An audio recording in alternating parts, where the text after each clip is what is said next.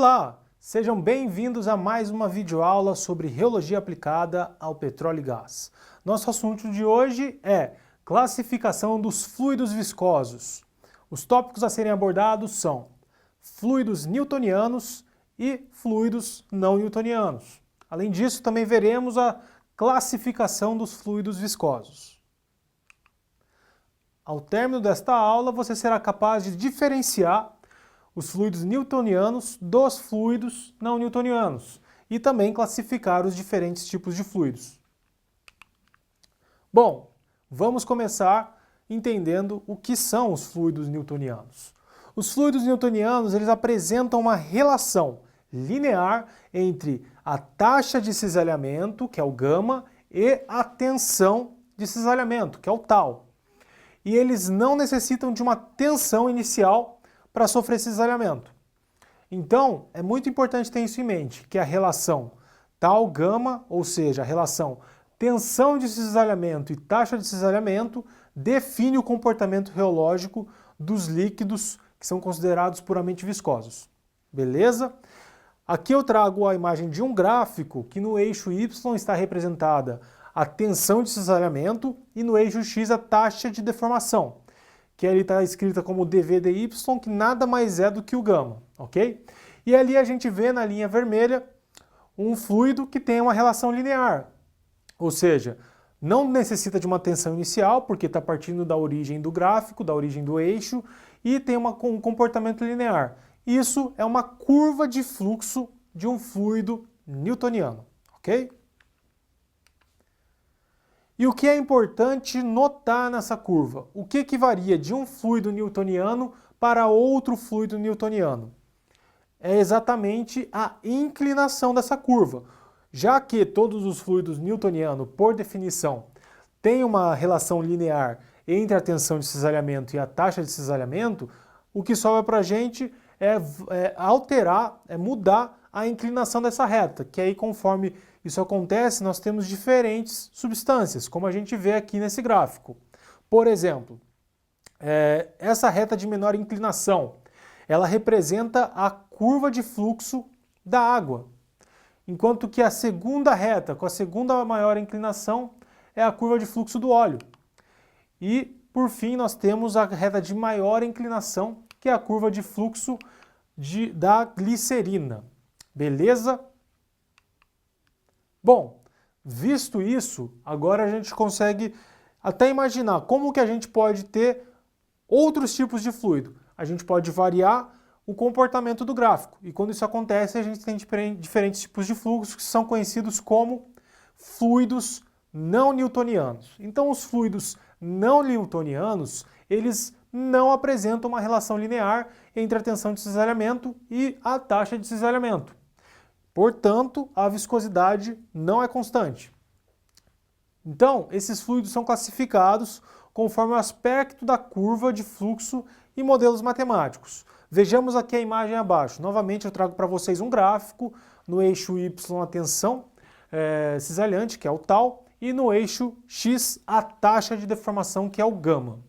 Como vocês podem ver, temos aí três tipos de fluidos não newtonianos que recebem nomes específicos. Como a gente pode ver, os fluidos pseudoplásticos e os fluidos dilatantes, eles não têm um comportamento linear, correto? Porém, os fluidos bingamianos, eles apesar de terem uma relação linear, é muito importante vocês terem atenção em relação à tensão cisalhante inicial, que não é zero, é diferente de zero, ou seja, é necessário essa tensão cisalhante inicial para que esses fluidos possam sofrer escoamento.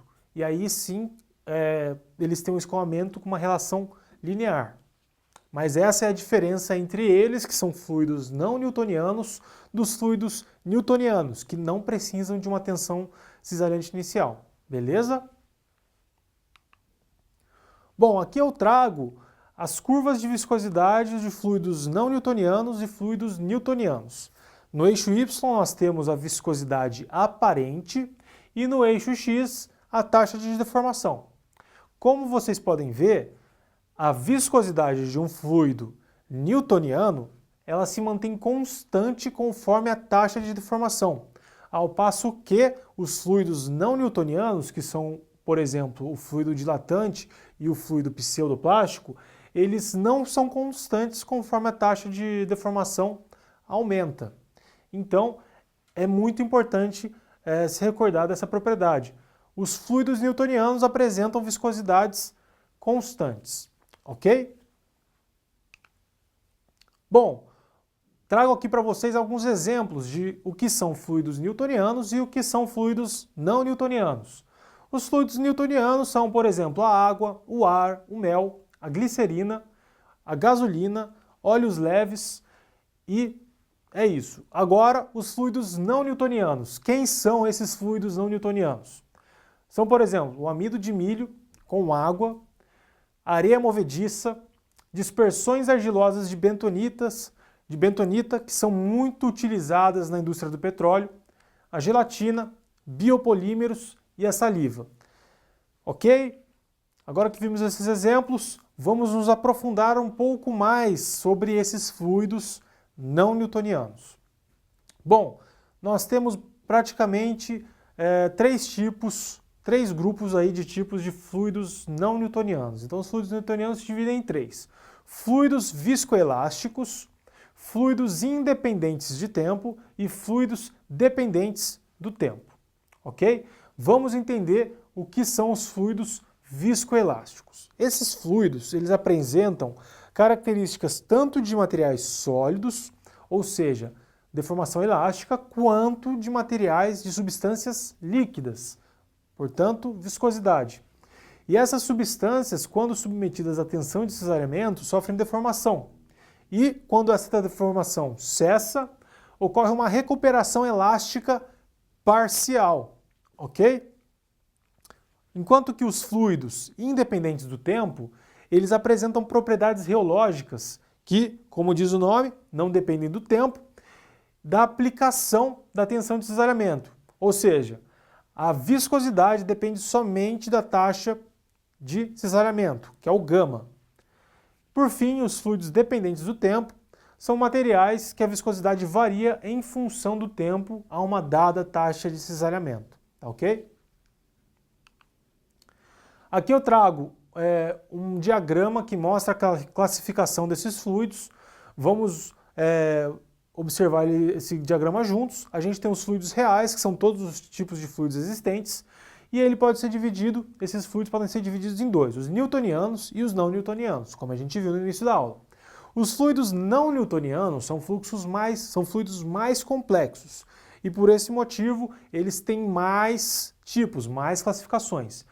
Eles podem ser divididos em fluidos não newtonianos independentes do tempo, fluidos não newtonianos dependentes do tempo e fluidos não newtonianos viscoelásticos.